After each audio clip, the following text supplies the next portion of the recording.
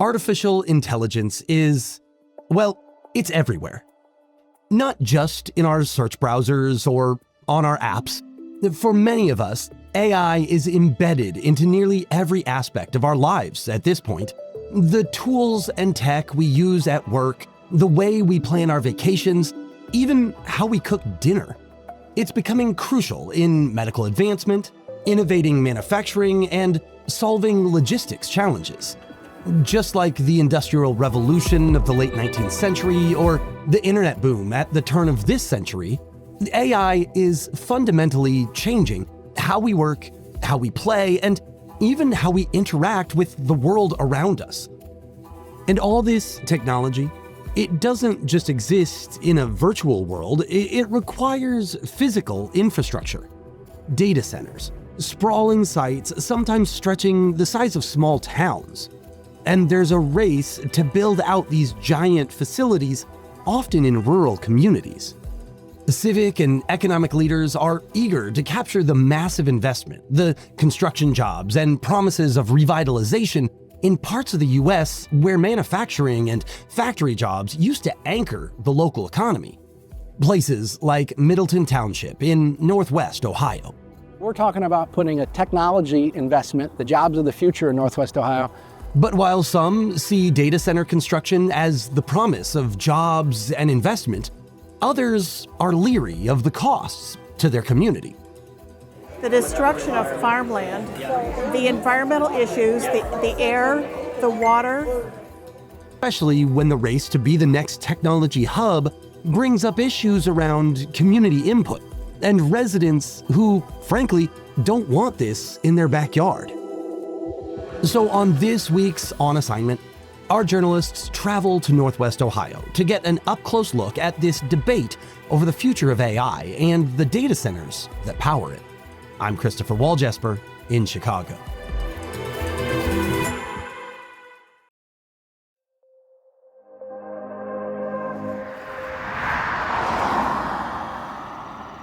So I'm here in Middleton Township, Ohio, in the northwest part of the state, just south of Toledo.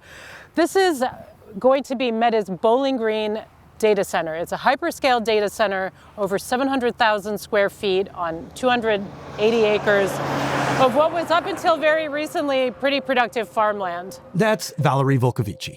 She covers the intersection of energy and climate here at Reuters.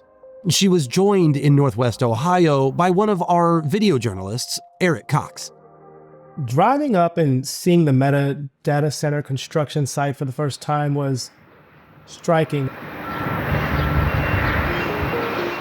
You couldn't really see it all on the ground or even from the air. I flew a drone over it and I reached my drone's limit before I could really even put it all in one shot on the screen. And so it's quite large. And you get another feeling of that, I think, at 5 o'clock every night when all the cars seem to pour out of there. And it does feel like an inner city traffic scene. Valerie and Eric wanted to understand through their reporting what the data center expansion really looks like for residents on the ground. I think a lot of people, from what I can see and the many people I've spoken to over the last 2 days, I think a lot of them think they won't be able to stop this, but they want to try to at least get some guardrails in place and to really get more transparency from the companies operating. They're trying to use every venue, every meeting like this to try to get officials on the record, to try to get them to answer questions. As we were driving along the Meta data construction site, we were kind of looking for some of the homes that were still there as all this, banging and clanging was going on. And sure enough, we saw what looked like a swing set and little, tricycle inside of a garage and in a backyard at a home directly across the street from the data center construction. And Valerie and I just had an aha moment where we said, oh, that must be a family of young children or something of the sort. Should we stop by? Should we, kind of come over unannounced, knock on their door and see what their thoughts, feelings, and concerns might be? And boy, are we glad we did, because we heard an earful from a very concerned resident named Brienne Kidd. We moved out here 6 years ago. We wanted to raise our kids in the country, a nice quiet setting, and that's all kind of being taken away from us now. For so long, she said she's felt like she hasn't had anybody willing to listen to her about her strong worries and concerns about living across the street from the Meta data center. Every morning I looked out, there's my beautiful sun. I don't see that anymore. Now we see buildings and cranes, and that's the reason why we moved here, things like that. You know, to live in God's country and not Meta's country. These large size data centers, they need the power, they need it quickly, and it takes a long time to build a power plant in the United States. So what we're seeing now is a power plant being built so-called behind the meter or privately. So what it means is it can be done a lot faster than a normal power plant, which can take years to permit. So I think that's raising concerns by people because they're concerned about what is the air pollution, they're concerned around any of the risks. But because there's a kind of fast-tracked permitting process, the public is cut out of a lot of the stages of this, and they don't know what's happening. What's Meta saying about these concerns and your reporting? So we reached out to Meta, and Meta, they were aware of the story we were reporting. They were aware that we were kind of in the area in Middleton Township looking at the emerging Bowling Green data center and the power plant that's being built, Project Apollo. They said that they are kind of abiding by state laws, and that they're contributing to the community. They've given grants to schools. They're doing workforce trainings with Bowling Green State University. So they have a whole list of things where they're kind of trying to show they're helping the community and kind of sharing the wealth with the community. I was specifically asking about the power plant because, the power plant is being built quite quickly. And Meta was pointing out that they are following the state laws, and the state kind of is enabling this kind of faster construction, but also that it does plan to, or that it is matching or adding on renewable energy in other parts of the country. And separately, I understand that Meta is going to voluntarily track its methane emissions associated with this data center. Meta also said that they don't prevent their project partners from addressing some of the questions that the public has during the process. However, in Ohio, the state legislature just recently, earlier this year, passed into law a measure that would basically impose criminal penalties on any local official that discloses information about such projects, large infrastructure projects, which we understand to be data centers. And the worries and concerns don't stop with just Brianne Kidd and her family. There is an entire community, really communities, who would show up to any public meeting or hearing where their voices could be heard. There's a woman in particular that stood out named Christine Coltrip, who's a retired police officer. One of her biggest concerns is that essentially if a data center was to move somewhere near her property, because she isn't a farmer with a lot of land, she doesn't think she'll get a fair price for her property.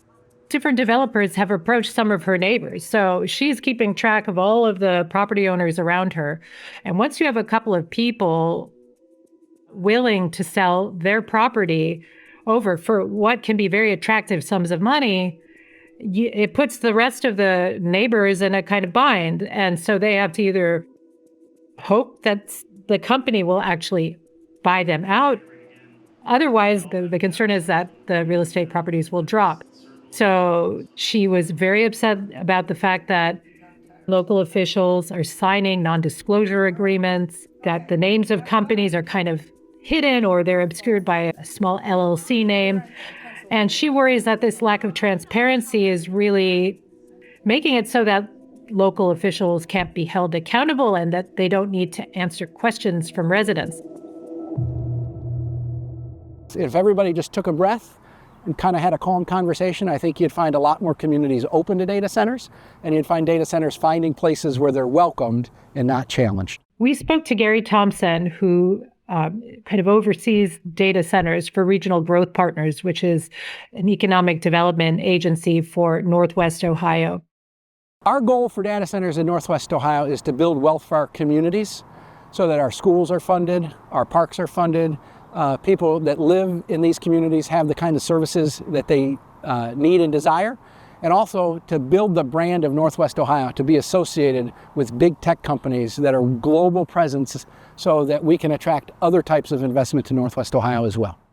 Broad sales pitch to the region, to the communities are this kind of once-in-a-generation investment will enable rural America to stay rural, because at the end of the day, it's a relatively small proportion of land that is being converted to data centers, and that, you know, the influx of investment and then the knock-on effects of having other companies invest will keep the region prosperous. And he was also saying, you know, there's been a brain drain of young people leaving, and, you know, this is potentially an attractive way to draw young people or keep young people in the communities. I think people are skeptical about the long-term effects, but the construction jobs will be there for a long time. You know, these can be anywhere from 6 to 10 years.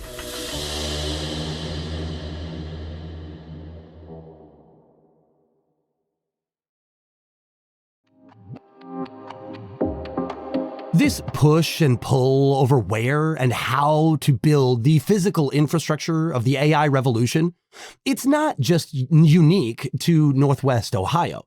I mean, it's not even unique to the United States. But according to a recent Reuters Ipsos poll, just 1 in 3 Americans approve of the pace at which data centers are being built. 57% say they would actually oppose one of these things being built in their community, while 14% say they'd be okay with a data center being built near them. More than 3/4 of respondents say they're worried about AI making their electricity bill go up. So this is not just a story about Northwest Ohio. This is a story that's happening around the country in different kinds of communities around the country. So, you know, we saw in Northwest Ohio, this data center is really kind of riling up residents who kind of live in this rural, largely white part of the country. But, you know, we've also done some reporting recently on XAI, where their very rapid build out of their Colossus data center complex around the Memphis area, kind of touching into Mississippi, is disproportionately harming the Black communities that surround the facility. So it's happening in different parts of the country. It's affecting different demographics. And this weekend, I think we're going to see what will be the first nationwide protest against this data center build out. This particular protest is being organized by a group that was founded by a former Tea Party member, so coming out of a conservative kind of point of view. And next month in August, a similar kind of nationwide week of protests is expected to happen. And that's being organized from the more progressive side of the political spectrum. However, I think both of these organizers are saying this is really not a left-right issue. So many of the frustrations that people share are the same. So how are these companies addressing the concerns that are being raised by folks? So XAI didn't respond, but Elon Musk himself last year boasted about how quickly this build out has been able to happen, including the use of these turbines.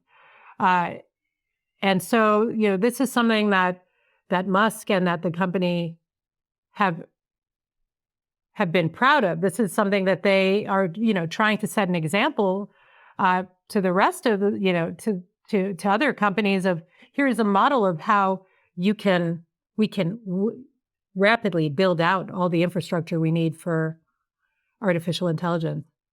So if the rapid expansion of these data centers is so controversial and yet so critical to the growth of AI and this technological revolution that we're experiencing, is there a way to do this in a way that's acceptable?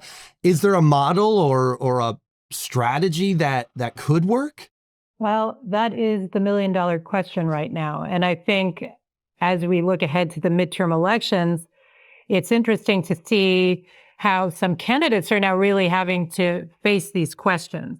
And so something that I've been seeing in recent reporting is, the use of the word guardrails. Like, what are the guardrails that we can put in place to make sure that the companies don't saddle communities with very high electricity bills? How do we give them assurances that we won't deplete their water? So there is this push for responsible data center development coming, again, from across the spectrum. So even the White House has been very aware of this. They have earlier gotten some of the tech companies on board for a voluntary pledge to keep ratepayer bills down. They've seen the public polling. It's very skeptical, not only of the build out of the data centers, but of the use of the technology itself in the future. So the next couple of months will be very interesting to see how different politicians, especially in states where there's a lot of money coming in from these projects, really trying to balance that public anger, public fear with the economic opportunity and, and in some cases with the national security imperative. So that being said, I need to note that sometimes we need to remind ourselves that there are data centers that have been in operation for decades. I mean, one example is Northern Virginia, so-called Data Center Alley, very close to where I live. They've been operating for a while and without necessarily raising too much national attention. Perhaps there's been some local opposition to it, but this exponential growth, I think now we're beginning to see more backlash in Northern Virginia and what's happening across the country with this really rapid development. I think that's what's changed. I mean, it's been here. It's brought wealth to Northern Virginia, but I think it's also raised a lot of questions about resources and pollution. So we're in a very interesting moment that can, where we'll see what the future will look like. Yeah, it's fascinating. This topic touches upon so many things that evoke big feelings. I'm thinking about, the use of technology that is in all of our homes and in our pockets, but also the ideas of autonomy and who has control over their communities. Eric, as a video journalist, you get to talk to a lot of everyday Americans through the course of your job. What are you hearing from folks that maybe touches upon some of the themes that we're seeing in this story? So many people that I have spoken to, whether it's relating to this story in Northwest Ohio or other, David versus Goliath battles, as you could say, people feel like they're powerless against big, giant companies, Fortune 500 companies that, seemingly can go straight to the politicians, the elected officials, get deals done, and then kind of leave everybody else on the wayside. Again, the community thinks that some of these, meetings, some of these town halls they have are just pomp and circumstance, whereas, things have already been laid, the groundwork's already been laid prior to those officials and those people ever putting themselves in front of the community. And so I've encountered that in a number of ways where people have just kind of felt at odds about politics in general and feeling like no matter which side they vote for, which party, which person, which candidate, it's going to be hard for them to find anybody who actually represents their real values. I can't even imagine, a year from now, what the story is going to be. Things have happened so rapidly that, even a year ago this time, the story is just evolving in such a frenetic pace. So it's exciting to be able to cover this. It's important to go out and to see it with your own eyes and to speak to people, because I know that there's a lot of pushback from proponents of AI and data centers saying, oh, well, people are being, this is, China or like online bots are fueling the discontent. I think the anger out there is real and you can see it. And, these are not foreign agents. These are real people with real lives. And yeah, it's important to tell their story.